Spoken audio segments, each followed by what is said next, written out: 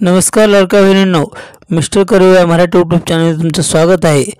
बऱ्याचशा लाडक्या बहिणींसाठी खूप बातमी आलेली आहे की त्यामध्ये ज्या महिलांचे पती किंवा वडील नाहीत अशा महिलांना केवायसी करता येणार आहे। आता ते कशा पद्धतीने करता येणार आहे, त्यामध्ये कोणते डॉक्युमेंट द्यावे लागेल हे या व्हिडिओमध्ये आपण पाहणार आहोत।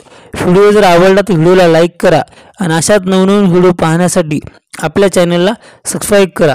हे पहा, ज्या महिलांना पती किंवा वडील नाहीत अशा महिलांची केवायसी बाकी राहिली होती। बऱ्याचशा पेपरमध्ये पण अशी जाहिरात आली होती की तुम्हाला केवायसी काय कोणत्या पद्धतीने करायची काय नाही। त्यासाठी आता आदित्य तटकरे मॅडमनी तुम्हाला सांगितलेलं आहे की केवायसी आता कशा पद्धतीने तुम्ही करू शकता। त्याबद्दल मी ह्या व्हिडिओमध्ये तुम्हाला सांगणार आहे।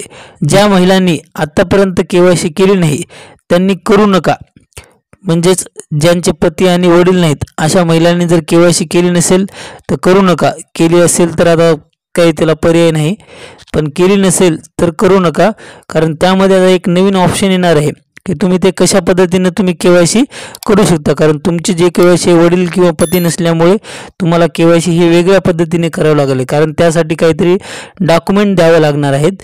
ते डॉक्युमेंट तुम्हाला अपलोड करावं लागणार आहेत, म्हणजे ते कशा पद्धतीने करावं लागणार काय नाही ह्याचा एक व्हिडिओ तुम्हाला बनवला जाईल। कारण आता आदित्य तटकरे मॅडमने सांगितलेलं आहे की लवकरात लवकर तुम्हाला हे नवीन ऑप्शन दिले जाणार आहे। त्यामध्ये तुम्हाला कोणत्या प्रकारे डॉक्युमेंट द्यावं लागेल याबद्दल त्यांनी माहिती सांगितलेली आहे। म्हणजे तुम्हाला तुमच्या वडिलांचं मृत्यूचं प्रमाणपत्र किंवा पतीचं घटस्फोटाचं प्रमाणपत्र हे दोन्ही प्रमाणपत्र तुम्हाला द्यावं लागणार आहे। आणि त्यानुसार जर त्यात काही अडचण असेल तर त्याबद्दलचं पण काही अटी ज्या असतील ते तुम्हाला सांगितल्या जातील। त्यामुळे तुम्ही जर आता जर तशा काही अडचणीस्तव तुम्ही केवायसी केली नसेल तर करू नका, अजून थोडे दिवस थांबा, कारण वेळ अजून गेलेली नाही। जरी करता सांगितलं तुम्हाला 18 तारखेपर्यंत, तर वेळ वाढण्याची शक्यता आहे। त्यामुळे तुमची जर फक्त त्या कारणास्तव जर केवायसी तुमची अडचण येत असेल तर करू नका, कारण तुम्हाला येणारे ऑप्शन वेळ संपत चालल्या म्हणून घाई करू नका, थोडंसं वेट करा। आणि ज्यांचं काही प्रॉब्लेम नाही, त्यांचे वडील किंवा पती आहेत, त्यांनी लवकरात लवकर तुमची केवायसी पूर्ण करून घ्या।